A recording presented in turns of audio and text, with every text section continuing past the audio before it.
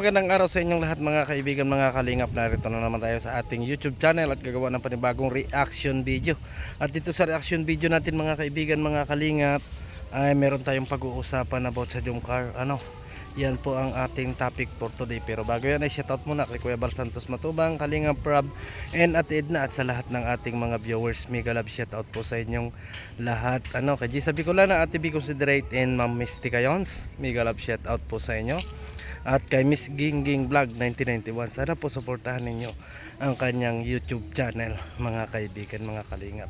So ito na mga kaibigan, ang panibagong pa-issue na naman, at talagang ayaw mga kaibigan, ayaw na ayaw talagang tigilan ang Jomcar. Kasi napapansin ko sa mga live mga kaibigan, mga kalingap, puro Jomcar ang pinagpupukusan nila ng pansin mga kaibigan.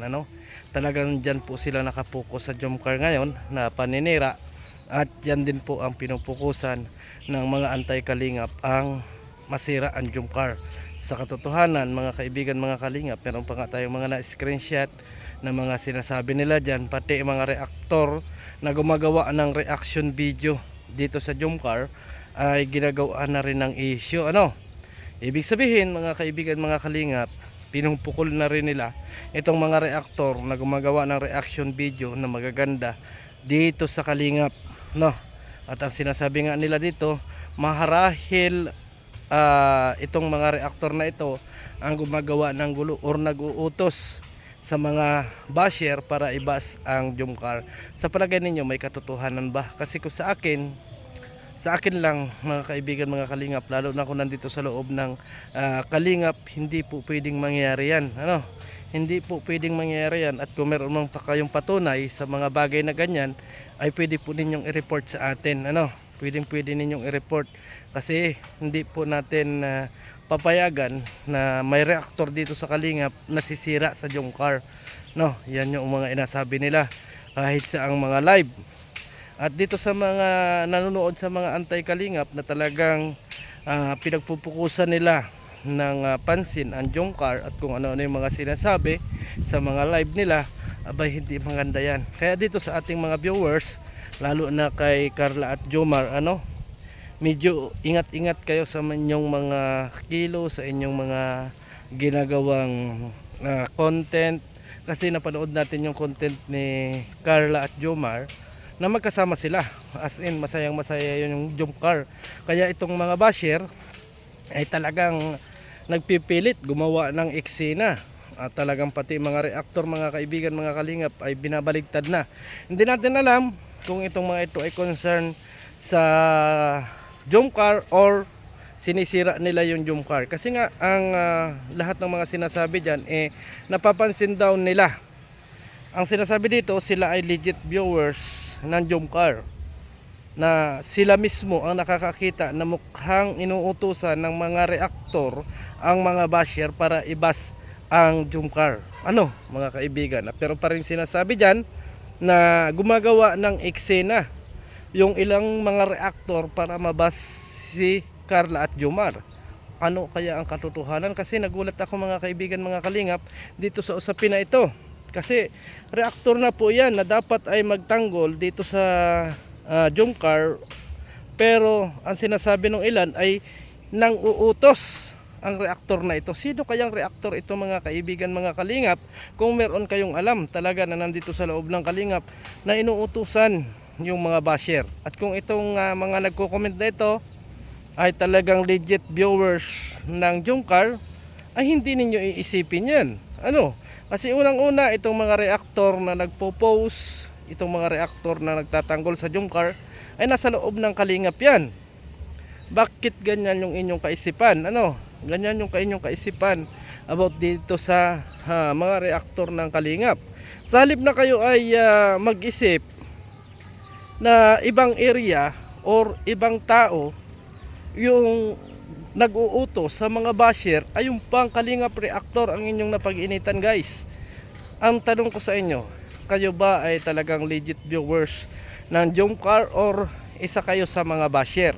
Kasi ginagawa ninyo ng kwento itong mga reactor na nasa loob ng kalingap. Ito ay hindi lang isang bisis nating napapanood, At hindi rin lang isang beses natin nakikita sa mga comment section na ang gumagawa daw ng gulo or ng ikakabas ni Jomar at ni Carla or ng Jomcar ay nasa loob ng Kalingap community at isang reaktor.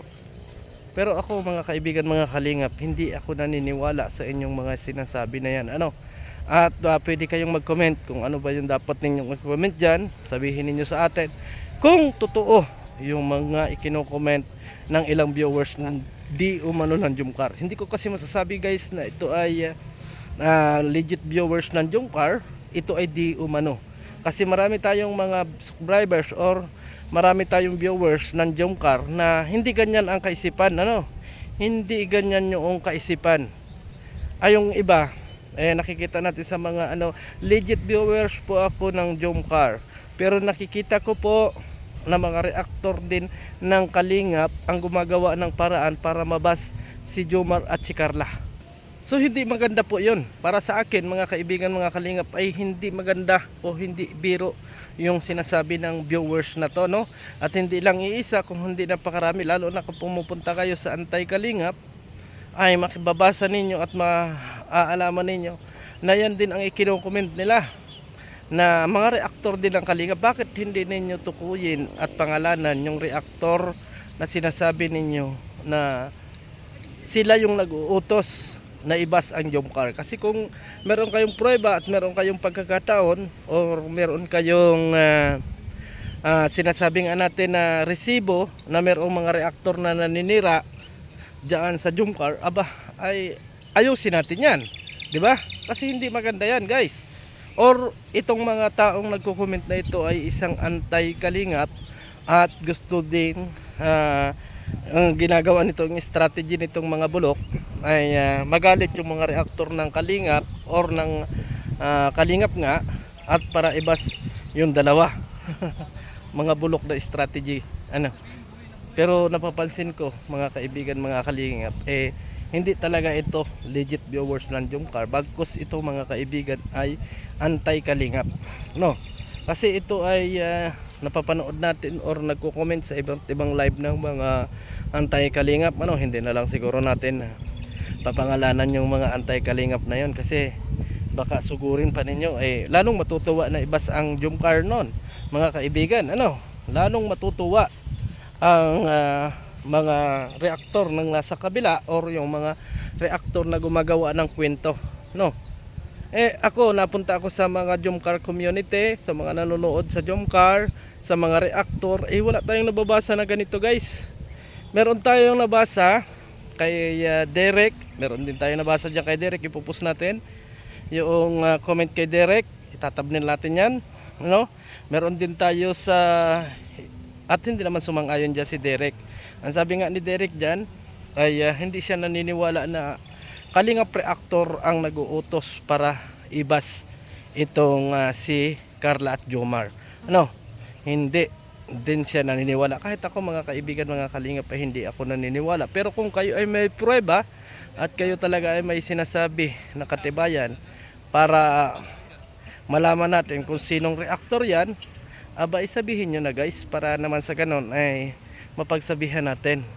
At para sa ganon ay malaman natin kung ano yung dapat niyang panagutan, kung meron ba talagang nangyayaring ganyan sa loob at labas ng Kalingap. So yan talaga mga kaibigan, dito sa ating mga viewers, sa lahat ng mga magtingin-tingin tayo, sama-sama tayo guys na alamin yung natin yung mga viewers natin, kasi talagang ngayon sa panahong ito ngayon mga kaibigan, mga Kalingap, ay mainit talaga sa mata ang Jomcar. At talagang aminado tayo mga kaibigan, mga Kalingap, na marami ang gumagawa ng kwento, issue at kung ano-ano pang laban dito sa Jomcar. Kaya kayo sa ating mga viewers, kung kayo ay magpapapaniwala at kung kayo ay magkakaroon ng sasabihin natin na oops, baka nga ito ay ganito garin, ay wag po ninyong paniwalaan yan, kasi gumagawa po sila ng mga strategy para tuluyang masira ang Jomcar. Gumagawa po sila ng mga paraan para mapag-usapan at mabas ang Jomcar.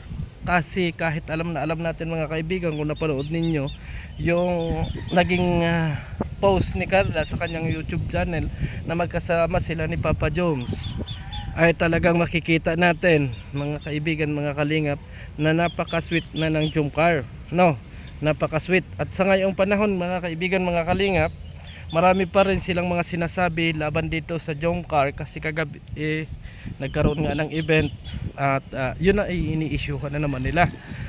Ibig sabihin mga kaibigan, updated ang mga basher dito sa Jomcar. Kaya tayo na nandito sa community ng Kalingap, tingnan natin po mga kaibigan, huwag nating hayaan na masira ang Jomcar dahil sa mga ganito na mga usapin, lalo na kung ang pinagbibintangan mga kaibigan, mga kalingap, ay reactor.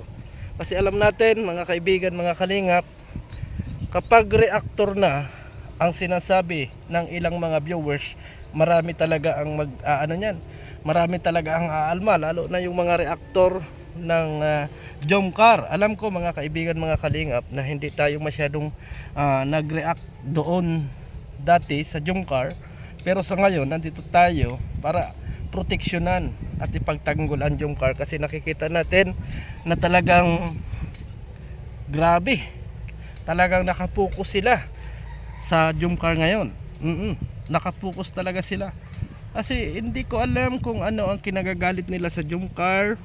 At pati doon sa mga nagla-live na anti-kalingap, inire-report ang Jomcar for what? Ano ba ang ginawa ng Jomcar sa inyo? Pinasaya lang kayo, pinasaya ang buhay ng lahat ng mga OFW, at kung ano man yung kanilang mga relasyon, at kung ano pa man yung kanilang status sa buhay, ay ano lang tayo doon, chill lang tayo, 'di ba? Chill lang tayo.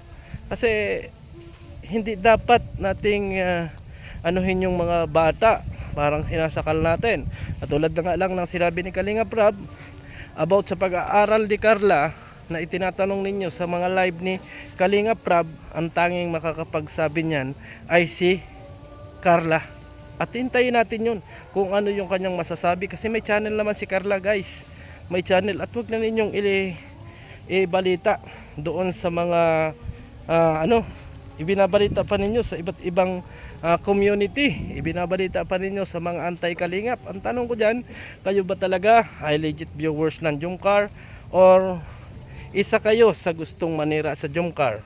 No, kayo yung taong mga gusto talagang manira sa Jomcar, kasi nakikita natin dyan mga kaibigan, mga kalingap, na kayo ay nakapokus sa paninira sa Jomcar, di ba?